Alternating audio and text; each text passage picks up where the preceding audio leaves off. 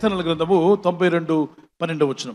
నీతిమంతులు ఖర్జూర వృక్షం వలె మువ్వవేయుదురు, లెబానోను మీద దేవదారు వృక్షం వలె వారు ఎదుగుదురు.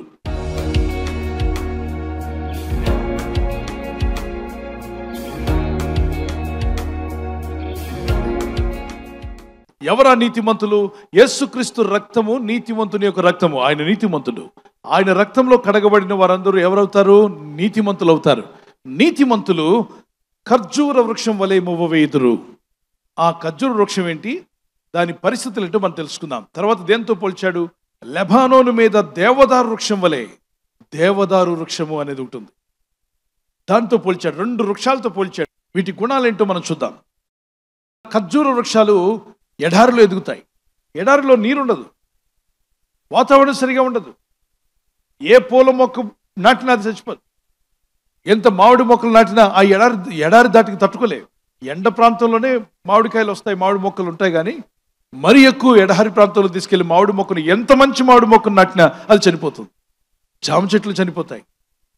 ఏ చెట్లు కూడా నిలబడలేక చనిపోయే పరిస్థితుల్లో కూడా ఖర్జూర వృక్షము అది తిన్నగా వేడిని తట్టుకొని, వాతావరణాన్ని తట్టుకొని, పరిస్థితులు బాగాలేకపోయినా ఎదిగి పైకి వచ్చేది చక్కని ఖర్జూరపు కాయలు కాయగలుగుతుంది.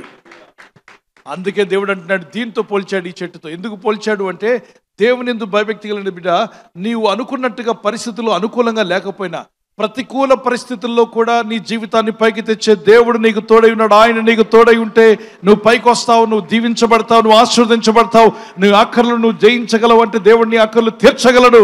నీ శత్రువులు నీ మీద దాడి చేస్తున్నా కూడా దేవుడు నీకు జయం ఇవ్వగలడు. నమ్మితే దేవునికి స్తోత్రం చెప్పగలరా? మరి లెబానోను పైన ఉన్నటువంటి దేవదారు వృక్షం ఏంటి? కఠినమైన వాతావరణ పరిస్థితుల్లో కూడా, రాళ్ళు రప్ప ఉన్న ప్రాంతంలో, చుక్క నీరు లేని దగ్గర కూడా ఎదుగుతూనే ఉంటుంది. అంతేకాదు, అది 100 సంవత్సరాలు 1000 సంవత్సరాలు కూడా బ్రతికే ఉంటుంది. అందుకే ఈ చెట్టుతో దేవుడు ఎందుకు పోల్చాడు? దీని ఆయుష్ ఎక్కువ. ఇది ఎక్కడ పెరుగుతుందంటే భయంకరమైన రాళ్ల మధ్యలో కూడా పెరుగుతుంది. రాళ్ల సందుల్లో కూడా తట్టుకొని, బండరాళ్ళను కూడా పెకలించుకొని, రాళ్లను కూడా పక్కకి నెట్టేసి పైకి వచ్చి పచ్చగా జీవించగలని చెట్టు పేరేంటో చెప్పగలరా? దేవదారు వృక్షం. అందుకే దేవదారు, దేవా అని ఒక పేరు కూడా దానికి యాడ్ అయిపోయింది. దేవదారు వృక్షము దేవుడు దీంతో పోల్చాడు.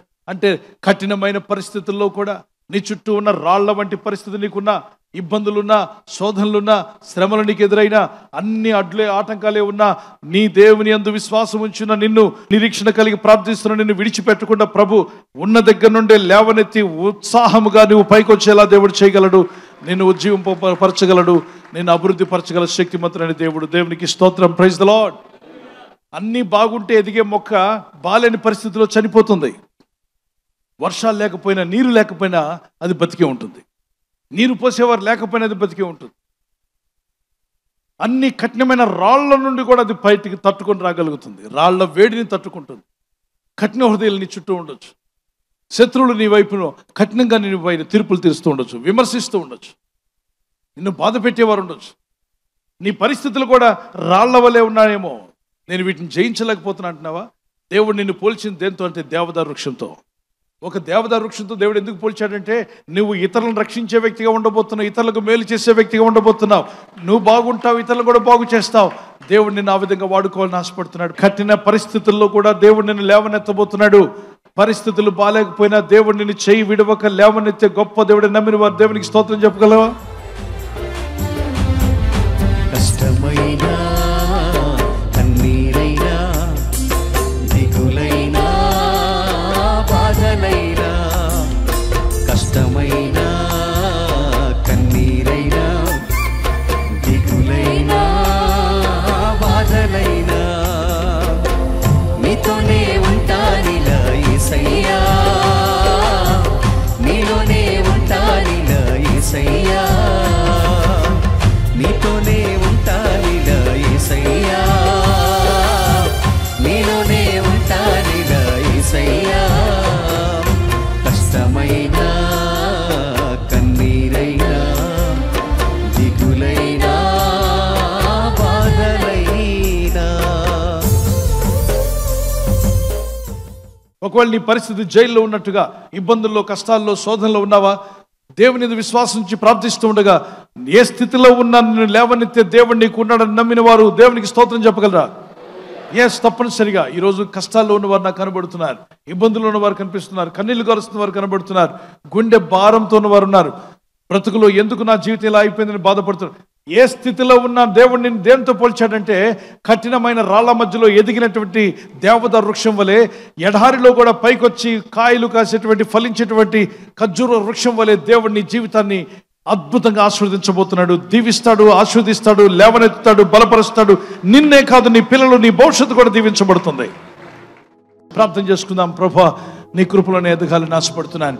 చేతులు రెండు పైకెత్తి, ప్రభా ఈరోజు నాతో మాట్లాడేవు తండ్రి. దేవదారు వృక్షం వలె బండరాళ్ల మధ్యలో కూడా పెకలించుకొని బయటికి వచ్చి ఎత్తైన వృక్షంగా మారినటువంటి ఆ దేవదారు వృక్షం వలె నన్ను, నా ఇంటిని దీవించండి ప్రభా, ఆశీర్వదించండి.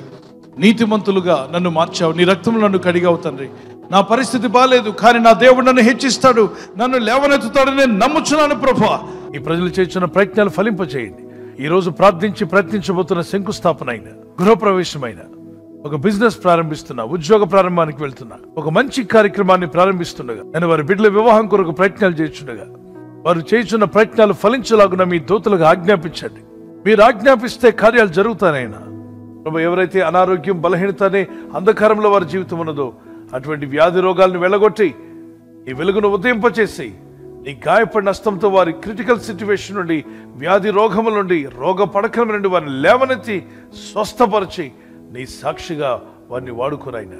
ప్రయాణం చేసి బయటికి వెళ్తున్న వారు మళ్ళీ తిరిగి క్షేమంగా ఇళ్లకు వచ్చేటకు సాయం దయచేయండి. మా ప్రయాణాల్లో నీ కాపుదలు ఇవ్వండి. ఎటువంటి యాక్సిడెంట్స్ కానీ ప్రమాదాలు కానీ గురి కాకుండా నీ కాపుదలు యేసు నామములో ప్రతి ఒక్కరికి కలుగునుగాక. నీ చిత్తం నెరవేర్చమని యేసు క్రీస్తు పరిశుద్ధ నామములో అడుగుచున్నా మా పరలోకపు తండ్రి, ఆమేన్.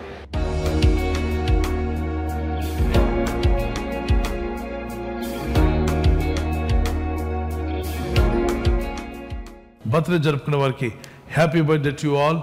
మే God bless you. Many more returns of the day. ప్రభు మిమ్మల్ని దీవించి దయాకరణం ధరింప చేయనుగాక. మీకు వాగ్దానం యెషయా 48:17 వచనం, నీవు నడవవలసిన త్రోవను నేను నడిపించుదును. Those who are celebrating birthday, this is the promise of God for you.